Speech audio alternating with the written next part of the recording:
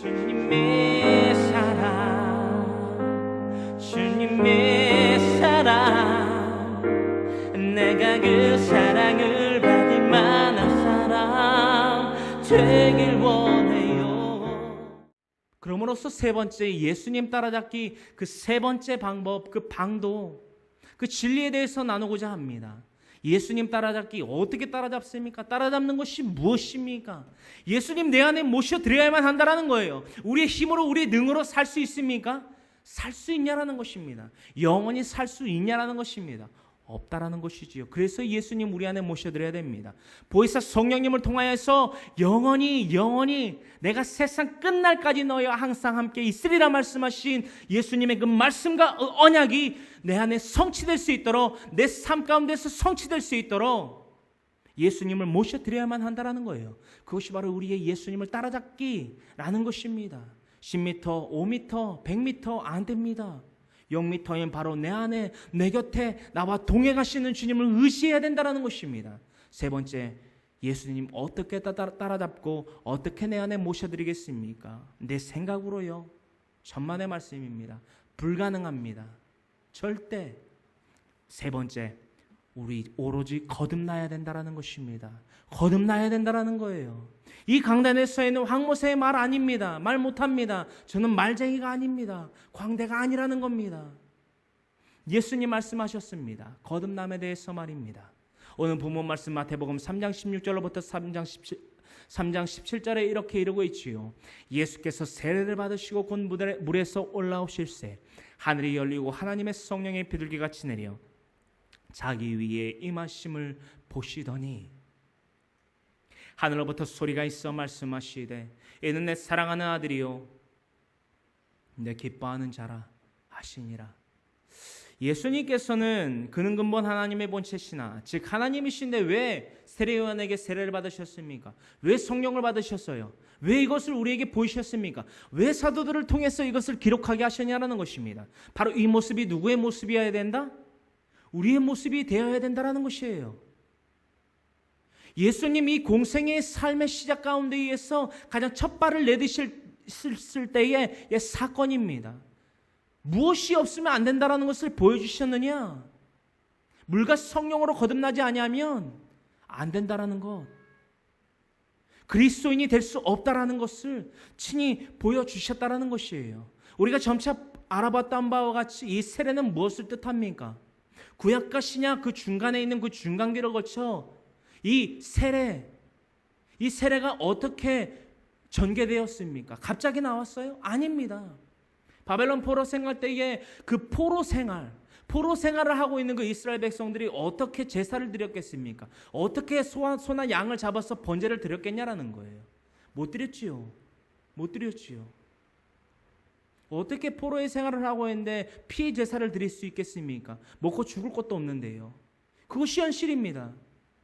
그럼으로써 말미암아 구약의 마지막 선지자를 일컫고 있는 세례요한으로부터 하여금 그 물세례, 맵티즘이 나왔다라는 거예요. 전개되었다라는 것입니다.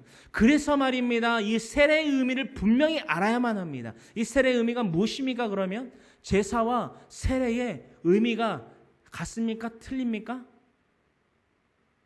세례는 무엇입니까? 제사와 같습니까? 틀립니까?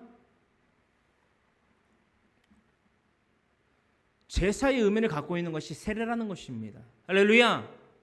제사의 의미가 무엇이다? 세례이다. 그렇다면 제사의 의미, 즉 제사와 세례의 목적은 무엇입니까? 하나님과의 화목함을 뜻합니다. 할렐루야! 이스라엘 백성들이 죄를 짓습니다. 생각으로, 말로, 행동으로 365, 248, 613가지의 계명을 어깁니다. 그 계명을 어김으로 말미암아 하나님과 화목됨이 결여돼요. 그 화목됨을 다시 결부시키기 위해서 제사의 제물을 가지고 레위 지파에게 나온다라는 것입니다. 그 레위 지파들이 그 받은 제사의 제물을 가지고 대제사장에게 바칩니다.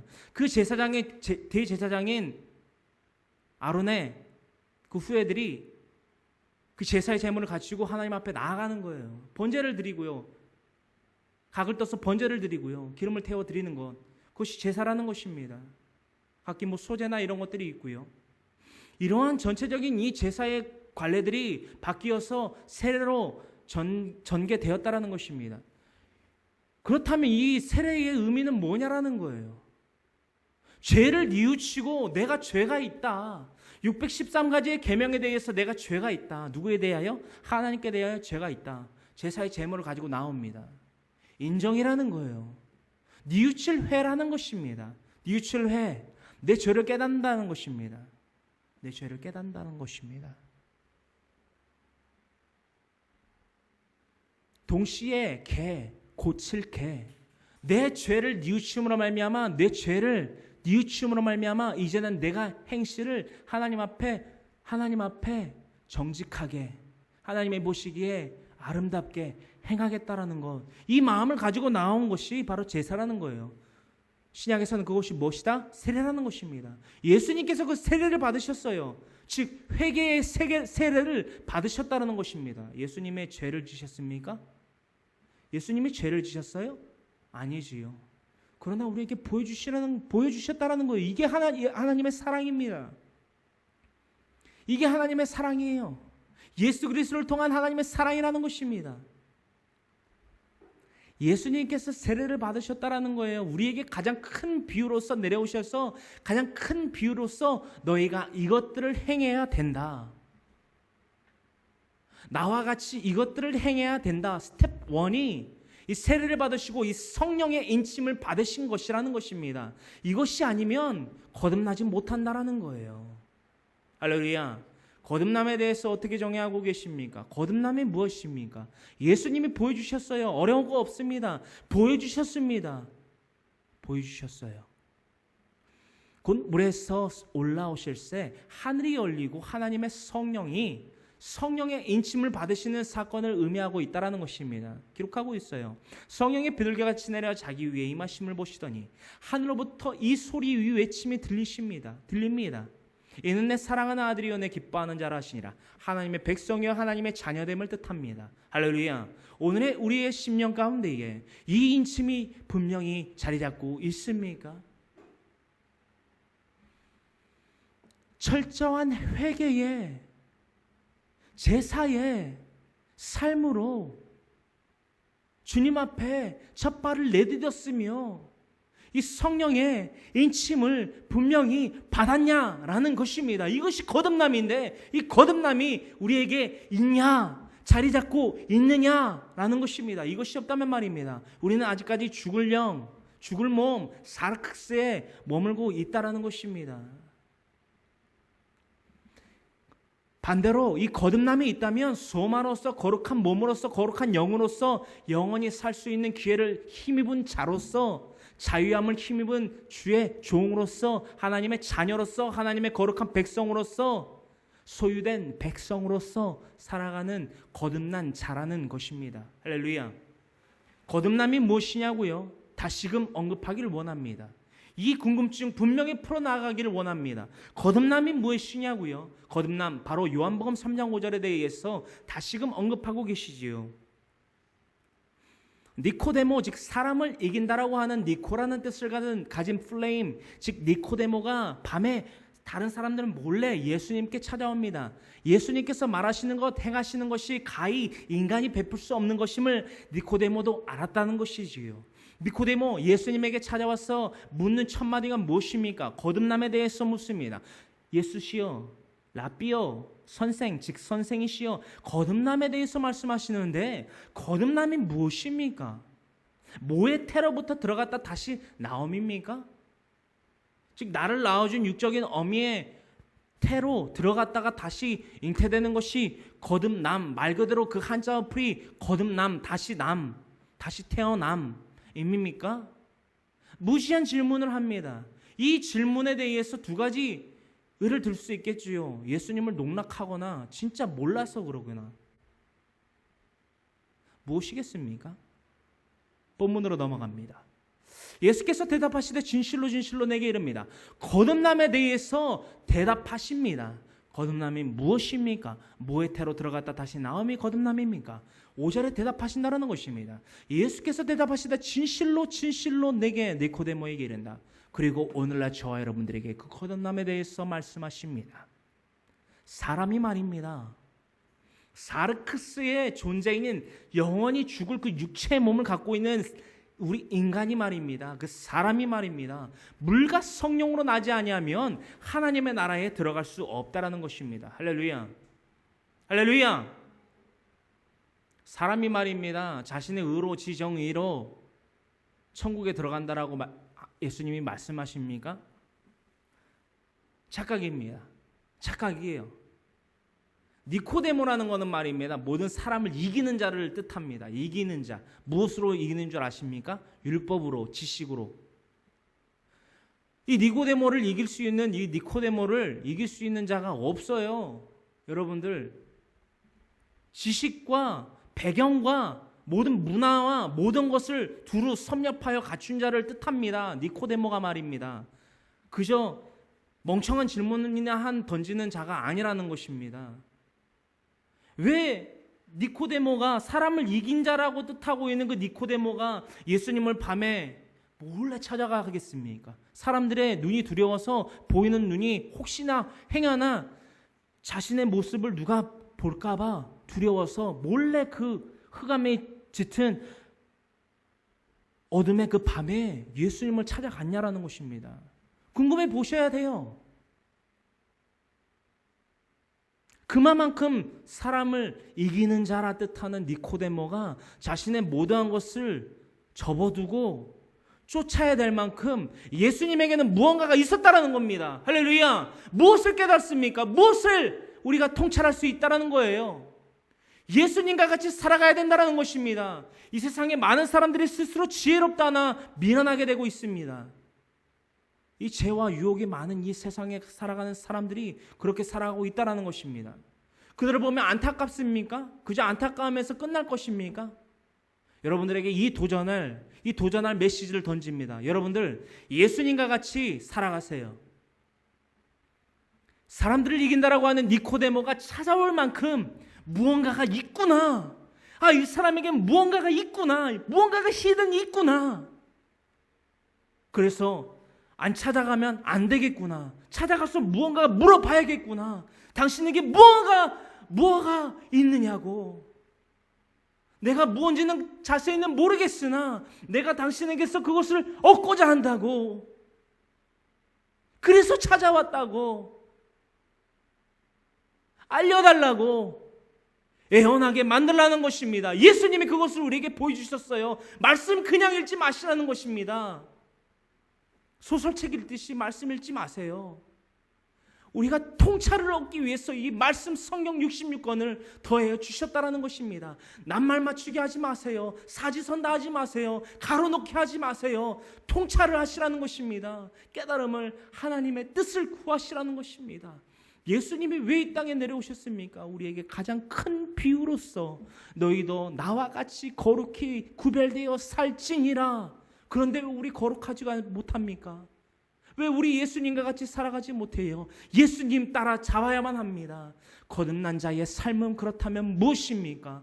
거듭난 자의 삶은 무엇이에요? 가장 첫 번째, 예수님이 바로 이렇게 사셨다라는 것입니다. 니코데모가 밤에 찾아올 만큼 이 땅에 예수 그리스도를 영접하지 아니하고 믿는다라고 말은 하나 믿지 아니하는 실상에 갖고 있는 그 자들이 찾아올 수 있을 만큼 예수님처럼 살아가는 것, 그것이 우리에게 첫 번째 목표라면 거듭난 자의 삶은 무엇인지, 바로 우리의 삶이 되어야 되는 이 거듭난 자의 삶은 무엇인지 우리가 분명히 파헤쳐 보아야만 합니다. 이것 또한 우리의 중요한 통찰이 되어야만 해요. 갈라디아서 5장 24절로부터 26절에 이르고 있습니다. 이것이 바로 그리스도 예수의 사람입니다. 그리스도 예수의 사람들이라는 것입니다. 예수님을 따라, 예수님의 형상을 따라, 예수님의 겸손의 낮은 인물, 자기를 부인하고 날마다 자기 십자가를 지고 하나님의 뜻을 위하여 살아가는 예수님의 제자 말입니다. 이것이 참 그리스도인이라.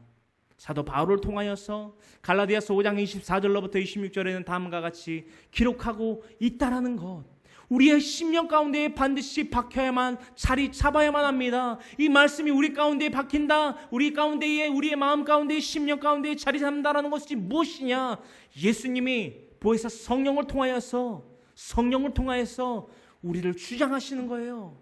그것이 예수님을 따라잡는 것이라는 것입니다. 할렐루야. 이 갈라디아서 5장 24절로부터 26절의 말씀을 함께 합독하기를 원합니다. 그리스도 예수의 사람들은 육체와 함께 그 정욕과 탐심을 십자가에 못 박았느니라.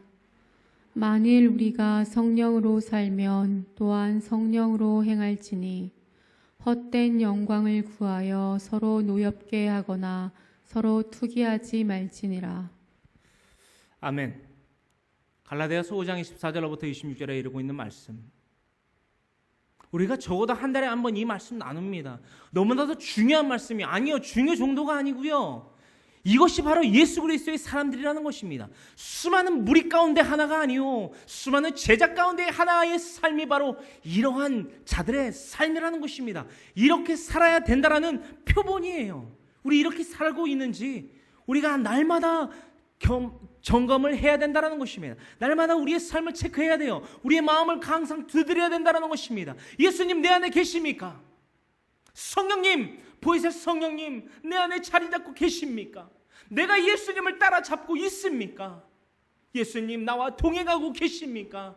날마다 이 말씀을 묵상하며 묵상한 말씀 가운데에서 그 통찰을 얻어야만 된다는 거예요. 그리스도 예수의 사람들은 말입니다, 육체와 함께 그 사락스와 함께 정욕과 탐심을 십자가에 못 박은 자가 바로 그리스도 예수의 사람들이라는 것입니다. 할렐루야. 그리스도인이라는 말 함부로 하면 안 됩니다. 죄 지을 수 있다. 그럼으로써 일주일에 한 번 나아가서 교회에 나아가서 회개하면 된다. 그 회개 하나님 안 받습니다. 성경을 자의적으로 그렇게 해석하지 마십시오. 어디 성경에 그런 게 써 있습니까? 어디 그런 게 써 있습니까?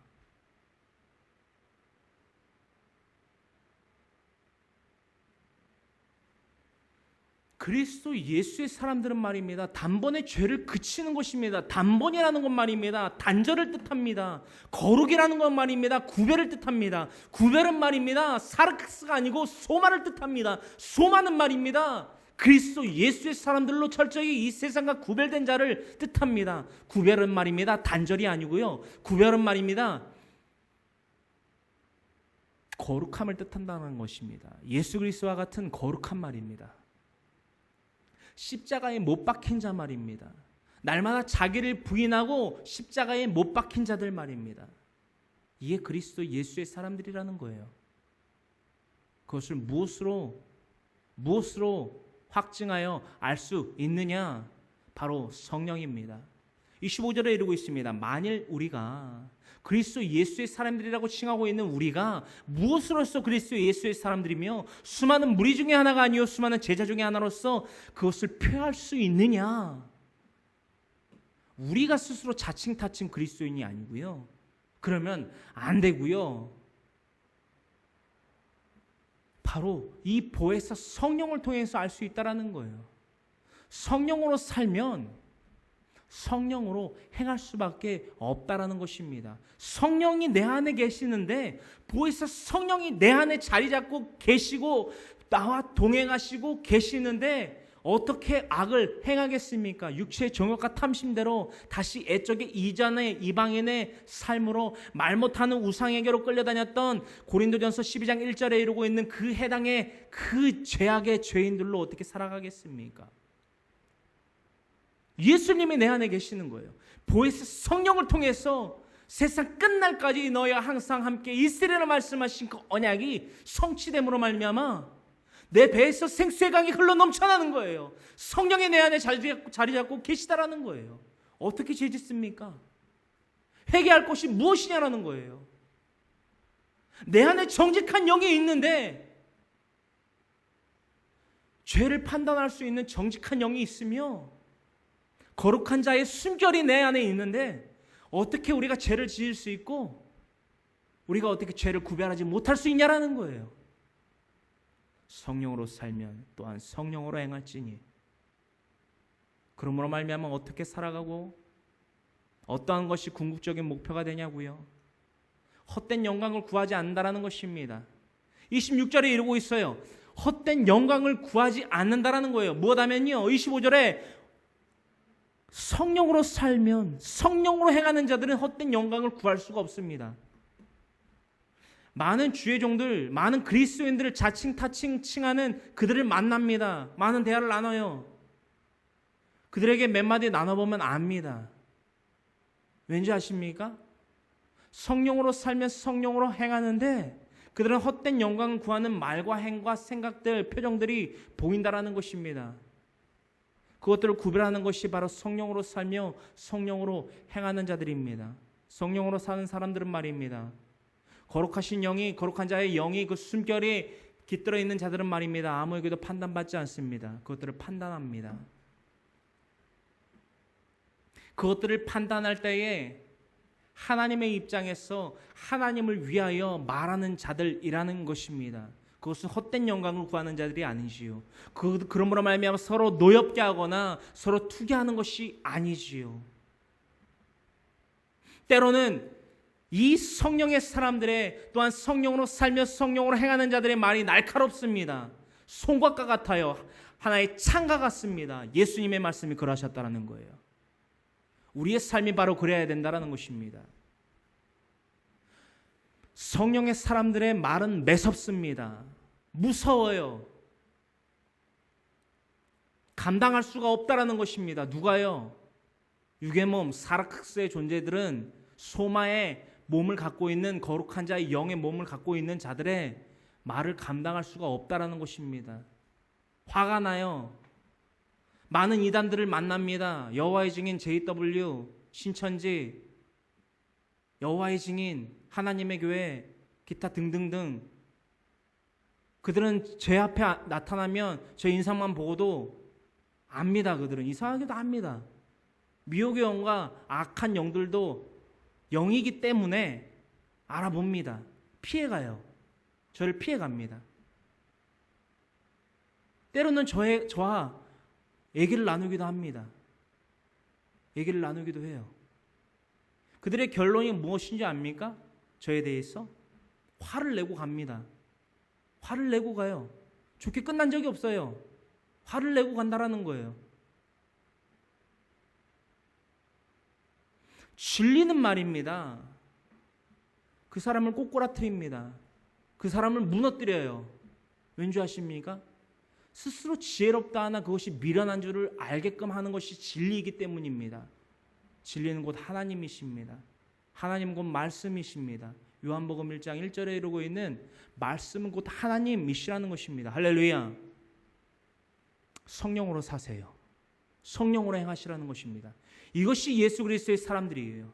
이 필요의 정 가운데에 왜 나와 있습니까? 2시간, 3시간 무엇 때문에 누구를 위해서 이 자리에 앉아 계시냐라는 거예요. 헛된 영광을 구하여 이 자리에 나오거나 헛된 영광과 하나님께 드려질 예배에 대해서 타협하지 마십시오. 필요한 교회는 그런 교회 아닙니다. 다른 교회 나가십시오. 그런 타협 저는 안 받습니다. 딱 보십시오. 안 받게 생겼지 않습니까?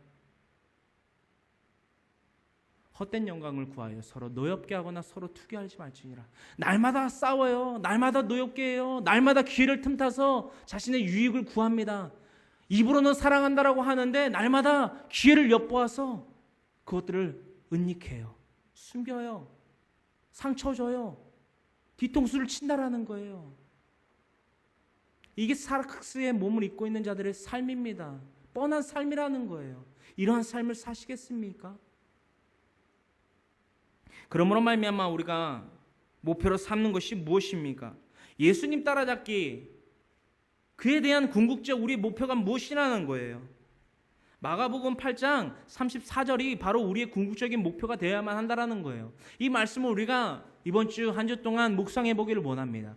이것에 대한 통찰력을 갖기를 원해요. 예수님의 과연 이 땅 가운데 내려오신 이유가 무엇이었으며 이 땅 가운데 베푸신 그 수많은 가장 큰 비유 가운데에 가장 큰 핵심은 무엇인지, 예수님 바로 우리에게 이러한 것을 원하십니다. 이것이 바로 예수님의 니즈라는 거예요. 누가복음 8장 34절 이 한 구절의 말씀이 바로 우리의 삶의 목표가 되어야만 된다라는 거예요. 우리가 함께 누가복음 마가복음 8장 34절의 이 말씀을 함께 합독하기를 원합니다. 무리와 제자들을 불러 이르시되 누구든지 나를 따라오려거든 자기를 부인하고 자기 십자가를 지고 나를 따를 것이니라. 아멘. 이 34절의 말씀을 말입니다. 잘 읽어보십시오. 바로 윗절만 읽어보셔도 이 34절의 말씀이 이해되실 겁니다. 33절에 이릅니다. 예수께서 돌이키사 제자들을 보시며 베드로를 꾸시어 이르시되 사탄아 내 뒤로 물러가라. 네가 하나님의 일을 생각하지 않고 도리어 사람의 일을 생각하는도다. 헛된 영광을 구합니다. 누가요? 12제자 중 하나인 베드로가 말입니다. 예수님이 내가 이러이러해서 죽게 된다. 무슨 말입니까? 못 죽습니다. 왜? 내 도깨비 방망이니까. 이때 당시는 말입니다. 예수님이 베드로에겐 도깨비 방망이였습니다. 베드로뿐만입니까? 12제자 모두에게 예수님은 도깨비 방망이 그 이상도 그 이하도 아니었어요. 33절에 이 사건이 있은 그 직후에 예수님의 니즈를 그 제자들에게 말씀하십니다. 저와 여러분들에게도 말입니다. 예수님의 니즈가 무엇이냐? 필요가 요구하심이 무엇이냐? 이 땅 가운데 내려오신 이유가 무엇이냐? 바로 이것이라는 거예요. 생명을 살리려 이 땅에 오셨는데 어떻게 살리냐라는 거예요. 어떻게 예수님의 제자가 되냐라는 거예요. 어떻게 예수님과 같이 십자가에 달리고 날마다 자기를 부인하고 자기 십자가를 지고 죽음으로 말미암아 부활할 수 있냐라는 거예요. 그 가이드라인을 분명히 제시하셨다라는 거예요. 34절에 이릅니다. 예수님께서 이르세요. 무리와 제자들을 불러 이르시되 누구든지 나를 따라오려거든. 이 따라오려거든. 어딜 따라가요? 골고다 언덕이요? 십자가요? 맞습니다. 채찍에 맞음이요, 조롱받음이요, 얼굴에 침뱉음이요, 가시면류관을 씀이요, 십자가에 달림이요, 다 맞습니다. 결국엔 무엇입니까? 부활하는 거예요. 영생하는 거예요. 부활하고 영생하는 게 궁극적 목표라는 겁니다. 나를 따라오려거든. 할렐루야. 예수님이 12제자들에게 죽을 것에 대해서만 말씀하신 것이 아닙니다. 무엇에 대해서도 궁극적으로 말씀하셨다? 다시 살 것에 대해서도 말씀하셨다라는 거예요. 장사된 지 사흘 만에 부활하실 것도 이르셨다라는 것입니다. 이것 또한 나를 따라오려거든. 궁극적으로 부활할 것, 영생할 것. 구원이에요.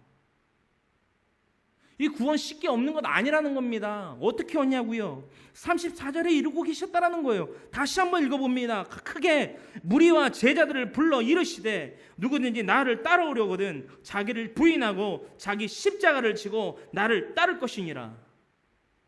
예수님을 따라가는 제자가 아닌데, 예수님을 따라잡지 못하는 제자가 아닌데, 수많은 무리에 불과한 자들이 어떻게 예수님의 제자라 칭하며 예수님의 종이라 칭하며 그리스도인이라 자칭 타칭 칭하며 구원을 얻었노라, 구원을 얻을 수 있노라 감히 말할 수 있냐라는 거예요. 35절의 말입니다. 그러한 자들에 대해서도 말씀하세요. 성경 말씀을 잘 보십시오. 자의적 해석 안 됩니다. 35절에 무엇이라 이르셨느냐? 누구든지 자기 목숨을 구원하고자 하면 잃을 것이요 누구든지 나와 복음을 위하여 자기 목숨을 잃으면 구원하리라. 무슨 말씀인지 아시겠습니까? 자기 목숨을 구원하려고 아등바등 자신의 지정의로 노력해 보십시오. 그것을 성화라고 하는데요, 자신의 삶으로, 자신의 뜻으로, 자신의 의로, 자신의 행으로 성화 결코 못 얻습니다. 36절에 이르기를 사람이 만일 온 천하를 얻고도 자기 목숨을 잃으면 무엇이 유익하리요? 왜 이 말씀 이루셨는지 나눠봅니다. 사람이 무엇을 주고 자기 목숨과 바꾸겠느냐? 영생에 대해서 언급하세요. 영생에 대해서 언급하세요. 36절에는 말입니다. 사람이 만일 온 천하를 얻고도, 이 천지와 만물을 다 얻고도 자기 목숨을 잃으면 무엇이 유익하겠냐라는 것입니다. 사람이 무엇을 주고 자기 목숨과 바꾸겠느냐? 38절 합독합니다. 누구든지 이 음란하고 죄 많은 세대에서 나와 내 말을 부끄러워하면 인자도 아버지의 영광으로 거룩한 천사들과 함께 올 때에 그 사람을 부끄러워하리라. 부끄러워하리라. 이 샤이를 얘기하는 게 아니고요. 이 영단어로서 샤이, 부끄러움을 타다, 이 샤이에 대해서 얘기를 하는 게 아니라 누구든지 음란하고 죄 많은 세대, 바로 오늘날 말입니다. 이 성경에 기록됐던 이 예수님께서 말씀하셨던 그때와 함께 바로 오늘날에 이르기까지 이 음란하고 죄 많은 세대 가운데에서 나와, 즉 예수 그리스도와 내 말, 즉 복음의 메시지를 부끄러워하면, 이 부끄러워하면이 무슨 뜻인지 아십니까? 이 부끄러워하면이 무슨 뜻인지 아세요? 이 샤이가 아니라는 거예요. 부끄러워, 이게 아니라는 겁니다. 예수님이 이 복음을 전파하던 당시 때에는 이 기독교라는 게 없었어요. 그리스도파가 있었습니다. 예수님을 기준으로, 중점으로 한 새로운 신흥 종교가 생겨나려는 시점이었다라는 거예요. 어떤 말씀인지 아시겠습니까? 이때는 종교로서 인정을 안 해줬다라는 거예요. 정식 종교로, 종파로서 인정을 안 해줬다라는 거예요. 안 해줬다라는 겁니다. 그래서요, 예수님이 어떠한 제목으로 잡혀 십자가에 달려 돌아가셨습니까? 가장 궁극적으로 흉계 가운데 신성모독이에요. 신성모독. 하나님의 아들이라 하고 내가 그러하고 수많은 무리들 가운데에 그 말씀을 증거하셨더니 신성모독으로 흉계로 잡아 죽였다라는 것입니다. 할렐루야. 그렇다면 이 부끄러움은 무엇입니까? 부끄러움. 이때 당시 예수님께서 말씀하신 이 부끄러움, 나와 내 말을 부끄러워하는 자는 내가 다시 재림할 그때에, 나도 천사들과 함께 올 그때에 나도 그들을, 즉 내 말과 나를 부끄러워했던 그들을 부끄러워하리라. 이 부끄러움에 대해서 말씀드리고자 합니다. 생명입니다. 생명 말입니다. 생명. 예수님과 예수님의 복음을 전하는 데에 부끄러워하면 말입니다. 즉 목숨을 아끼지 아니하면 말입니다. 예수님께서 재림할 그때에 우리 목숨도 구하지 아니하신다라는 거예요. 어떤 말씀인지 아시겠습니까?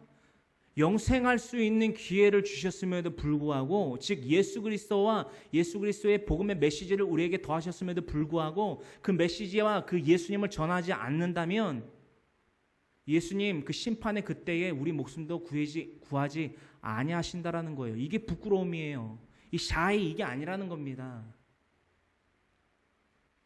부끄러움 생명입니다. 오늘날 우리 삶 가운데에 이 부끄러움도 마다하지 않고, 즉 생명도 아끼지 아니하고 예수님과 예수 그리스도의 그 복음을 전파하고 있느냐라는 거예요. 이 말씀 우리가 한 주 동안 묵상해 보며 녹화하기를 원합니다. 주님, 내 안에 계십니까? 내 생명의 주님, 나의 주예시여, 나의 구주시여, 내 안에 자리 잡고 계십니까?